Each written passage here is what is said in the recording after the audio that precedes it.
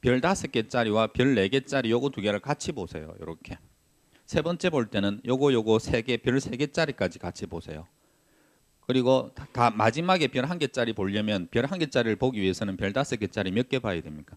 5번을 봐야지 별 1개짜리를 볼 수 있게끔. 그런 식으로 해야지 성적이 빨리빨리 올라가지. 중요한 게 머릿속에 자주 박히지. 별 5개나 별 1개나 똑같이 보시면 안 돼요. 자, 1번 다시 오른쪽으로 테마 2 토지의 분류, 토지의 용어.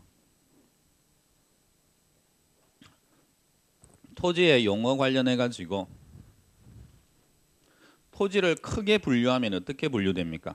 부동산의 분류, 큰 분류, 대분류. 택지, 농지, 임지 이렇게 구분하죠. 대분류. 그 다음에 택지는 다시 소분류하면요. 주거지, 상업지, 공업지, 농지는요. 전지, 답지, 과수원 이런 식으로 구분하죠.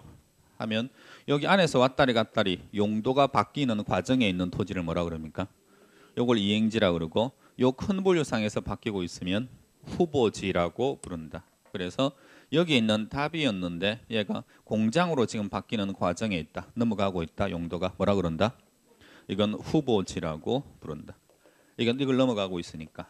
그 다음에 이런 후보지 같은 경우에 이행지가 됐던 요걸 동일 수거권 판단할 때는 전환 후, 바뀌고 난 다음을 기준으로 합니까? 바뀌기 전을 기준으로 합니까? 바뀐 다음을 기준으로 한다.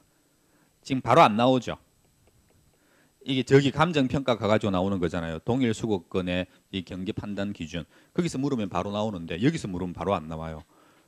그게 머릿속에서 아직까지 이게 왔다리 갔다리가 잘 안 돼서 그렇거든요. 그러니까 이쪽으로 넘어가고 있는 요 후보지나 이행지는 동일 수거권 판단할 때 뭐 가지고 한다? 후 가지고 합니다. 자. 주거지의 동일 수거권 판단 기준이 뭐? 주거지의 동일 수거권 판단 기준은 통근이죠. 통근거리. 상업지의 동일 수거권 판단 기준은요. 배후지거든요. 그러면 주거지인데 상업지로 용도가 바뀌는 과정에 있는 어떤 토지가 있다.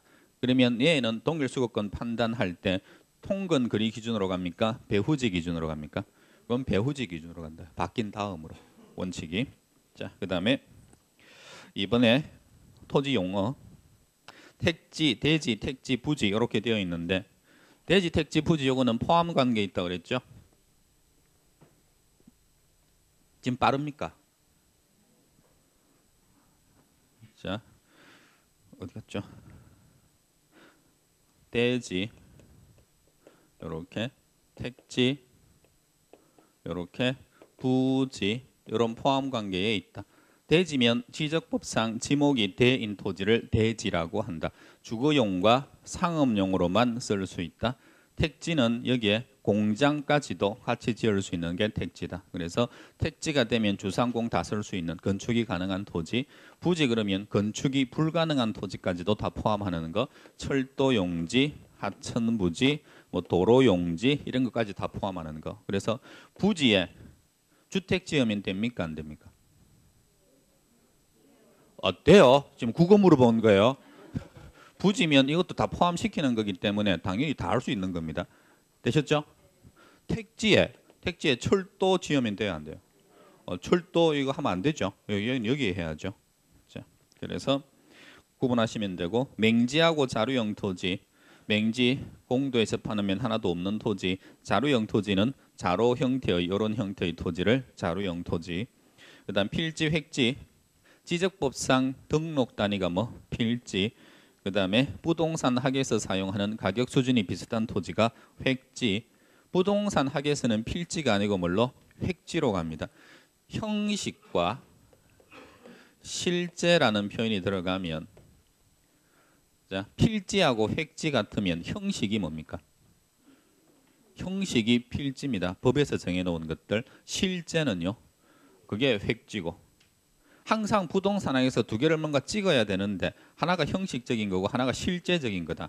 그러면 뭘로 가야 된다? 실제로 가야 됩니다. 실제. 되셨어요?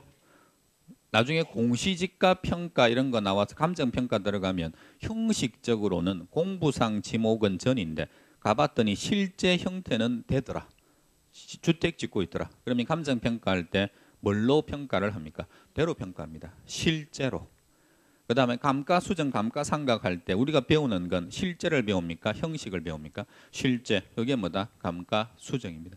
그러니까 항상 실제로 갑니다. 만약에 부동산 관리를 할 때 관리 SL-003- SR-257-003-L 이런 식으로 되어 있다면 요게 무슨 번호다?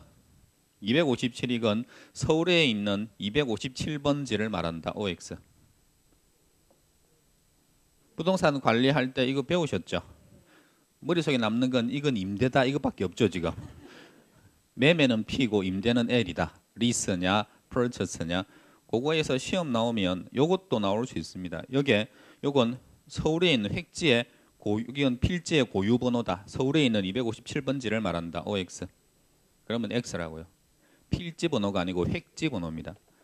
부동산에서는 필지 안 쓴다니까요. 학문에서는 필지가 아닌 획지를 씁니다. 획지의 고유 번호예요. 필지의 고유 번호는 지번이잖아요. 번지수. 자, 그리고 그다음에 그 밑에 보시면 하나의 필지가 여러 획지로 구성되어 있다. 이 말은 물건은 하나인데 하나의 필지입니다. 근데 획지면 그거 자체가 자, 이렇게 되어 있는 거예요. 이렇게. 여기가 하나의 획지가 지금 4개입니다. 획지 1, 2, 3, 4. 다시 말하면 하나의 필지지만 물건은 하나지만 가격 수준이 4개가 다 다르다는 이야기예요. 그럼 획지는 4개거든요. 이런 경우에 무슨 평가할 수 있습니까? 이런 경우에 하는 평가가 하나의 물건이 가치를 달리하는 부분으로 구성되어 있으면 그러면 구분 평가할 수 있습니다. 요거 얼마, 요거 얼마, 요거 얼마, 요거 얼마. 거꾸로 될 수도 있겠죠. 거꾸로 되면 무슨 평가? 일괄 평가할 수 있습니다. 다시 말하면 이렇게 되어 있는데 필지가 4개입니다. 물건 4개거든요. 4개지만 요거 4개가 일체로 사용되고 있다. 그러면 요건 하나의 획지입니다. 이런 경우는 일괄 평가할 수 있다. 이렇게 가는 거죠. 그 다음에 근부지하고 나지하고 자 거기 드십시오. 위에 건물이 있으면요. 근부지는 토지 건물 합친 겁니까? 아니면 건물만 이야기합니까? 토지만 이야기합니까?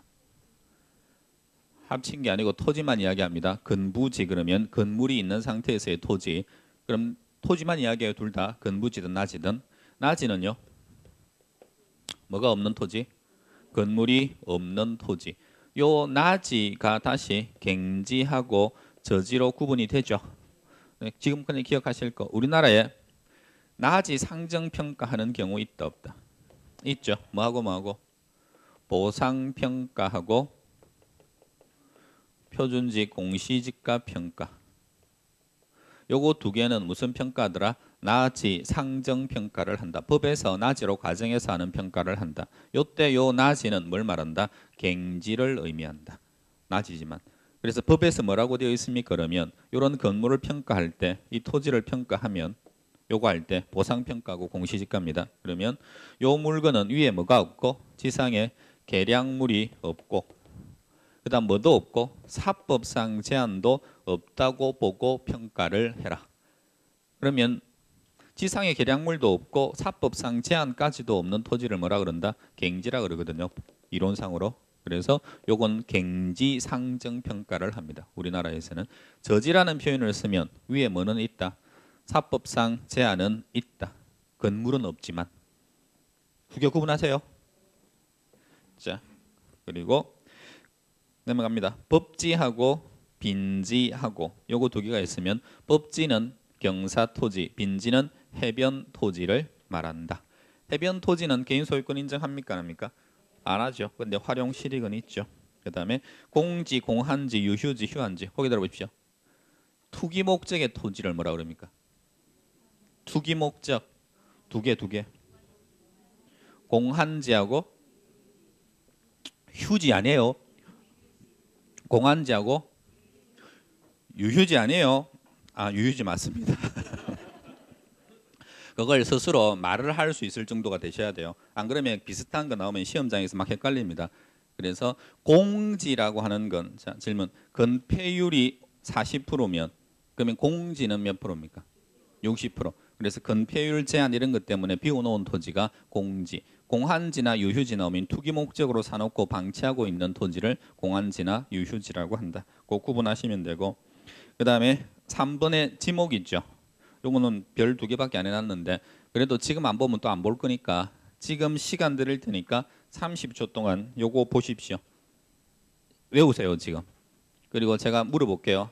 2분만 찍어가지고 이게 지목인지 아닌지.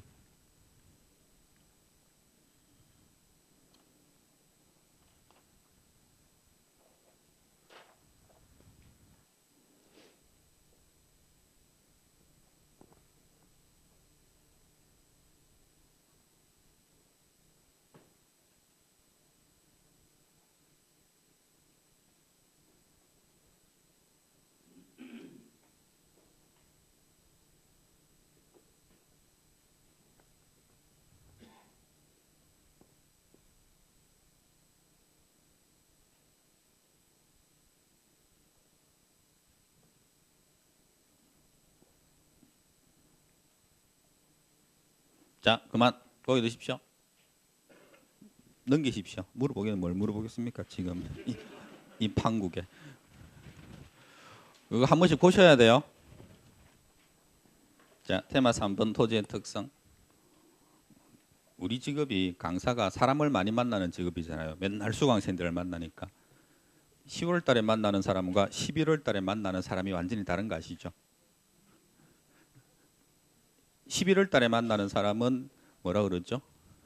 호기심, 그 다음에 뭔가 표정도 좀 뭔가 새로운 것에 대한 도전 뭐 이런데 10월 달에 만나는 사람은 불안, 초조. 자, 토지의 특성. 토지는 자연적 특성과 인문적 특성과 밑에 보시면 3번 영미식 접근해가지고 쭉 나오죠. 근데 자연적 특성에다가 별 되게 많죠. 5개죠. 자, 토지가 자연물로서 가지는 특성이 있고 그 다음에 인간이 개입되면서 가지는 인문적 특성이 있거든요. 자연적 특성 대표적인 게 뭐? 불러보십시오. 부동성, 안 움직인다. 부증성, 또 영속성, 또 개별성. 대표적인 게 요거 4개입니다. 그 다음에 시험에 잘 나오는 게 요거 말고도 되게 많거든요. 그래서 인접성 이런 것들은 시험에 많이 나왔기 때문에 언급이 좀 되는 것들이고, 그 다음 인문적 특성 그러면 대표적인 게 뭐? 용도의 다양성. 용도가 다양하다. 병합분할의 가능성, 사회, 경제, 행정적 위치의 가변성. 이런 것들이 토지의 특성들이고, 부동성, 다른 말로 뭐라 그럽니까? 비이동성. 부정성은요? 비생산성. 영속성은요? 비소모성. 개별성은요? 비대체성. 요건 기억하세요. 비대체성. 토지는 물리적으로 대체가 안 된다는 것을 의미하는 게 뭐다? 개별성입니다. 이것도 부정성으로 이야기하는 사람들도 많은데, 그래서 개별성, 비대체성. 되셨어요? 그 다음에 기억하실 거, 여기에서 이렇게 파생되는 현상들이 있죠. 이 파생 현상들 대표적인 것들은 외우다시피 하셔야 되고, 그 다음 A라고 하는 파생 현상은 반드시 얘 때문만 그렇다 그런 건 아니에요.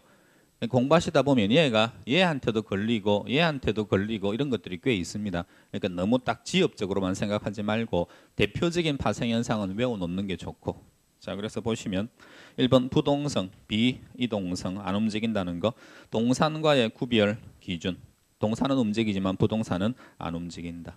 그 동산하고 부동산하고 구분하는 거 있죠. 민법 시간에 배우시죠. 공시방법이요. 동산은요. 점유, 부동산은 등기 뭐 이런 것들 구분할 줄 아셔야 되고, 그 다음에 부동